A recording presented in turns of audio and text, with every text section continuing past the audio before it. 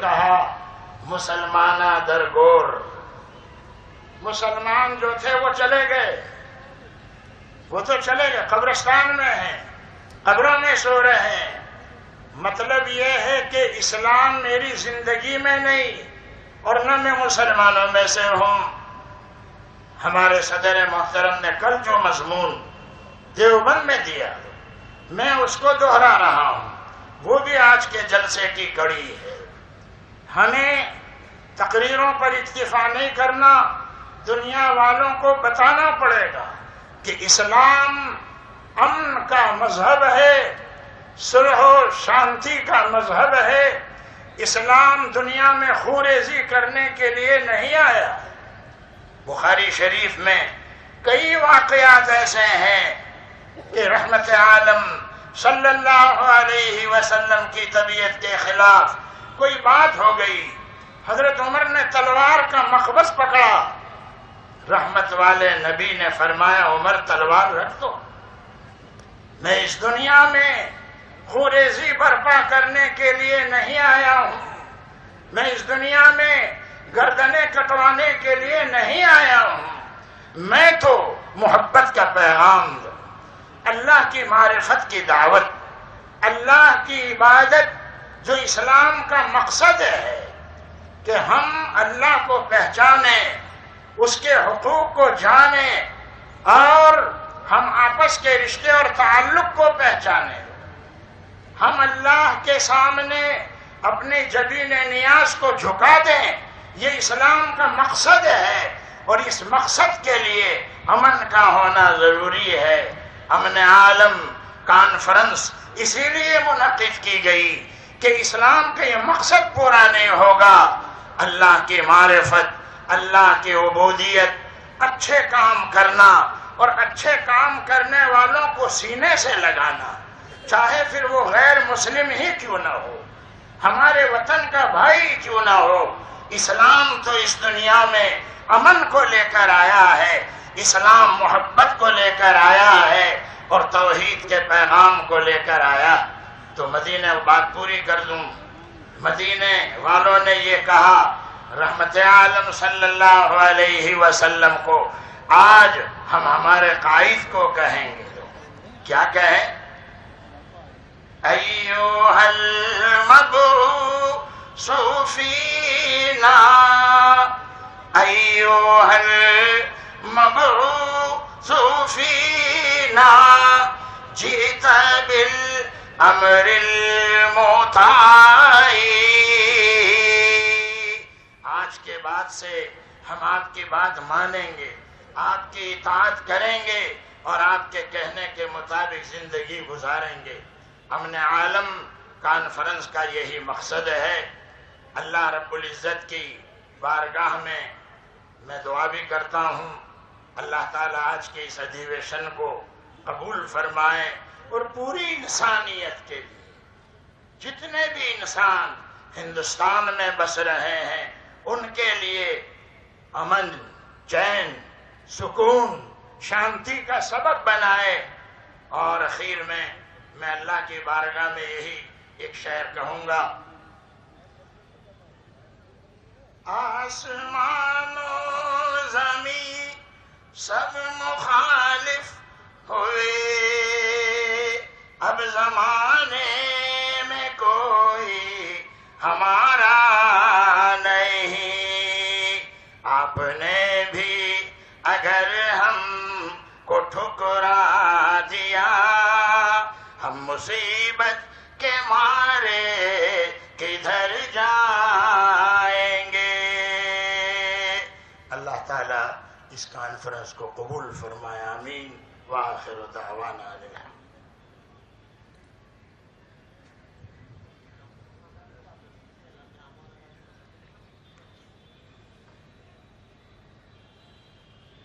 اب میں درخواست کرتا ہوں جمعیت علماء صوبہ یوپی کے صدر حضرت مولانا حیات اللہ صاحب قاسمی مدد اللہ العالی سے حضرت تشریف لائیں اور اپنے کلمات سے ہم سب کو مستفیض فرمائیں۔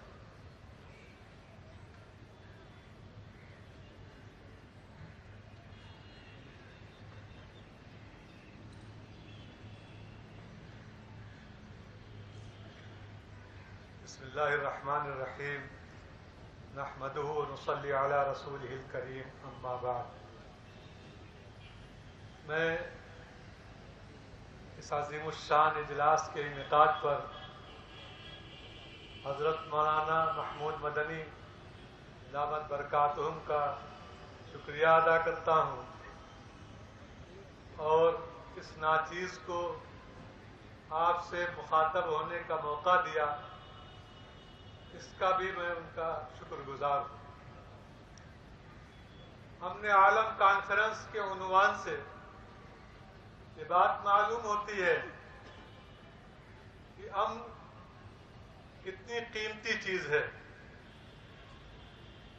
اگر امن نہیں رہے گا، بدامنی ہوگی تو انتشار پیدا ہوگا، اختلاف ہوگا. امن قائم کرنے کی ذمہ داری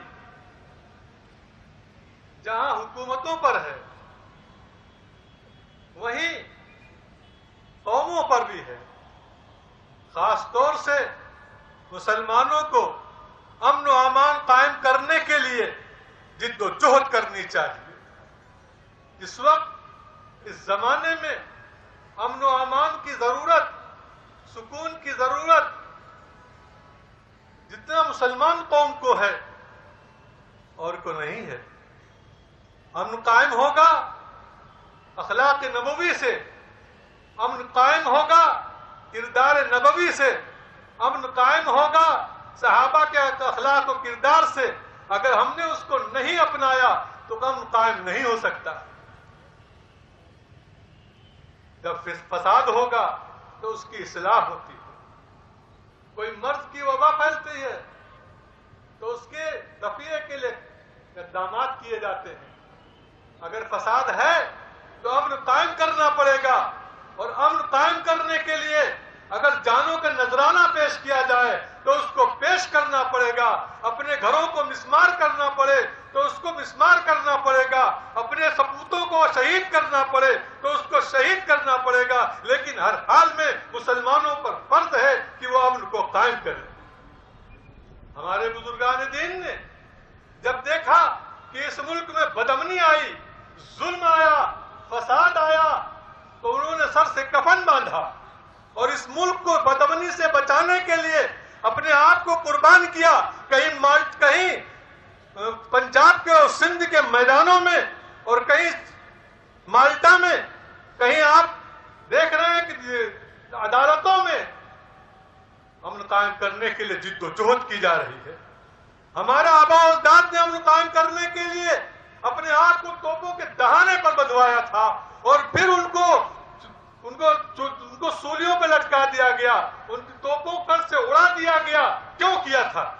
یہ 5.5 لاکھ مسلمان، 55,000 سے زائد علماء نے اس ملک کے اندر اپنے آپ کو جو قربانیاں دی تھی اور اپنے آپ کو دارالوطن کے حوالے کیا تھا، وہ اس لیے نہیں کیا تھا کہ ان کو اقتدار حاصل کرنا تھا، بلکہ اس لیے کیا تھا کہ اس ملک کے اندر امن و امان پیدا ہو، ملک اور قوم ملک کے بسنے والے لوگ ترقی کریں، خوشحالی کے ساتھ رہیں، امن و امان کے ساتھ رہیں. میرے محترم دوستو، بزرگوں، کیا وجہ تھی؟ حضرت شیخ الہند رحمۃ اللہ علیہ کو کیا کمی تھی؟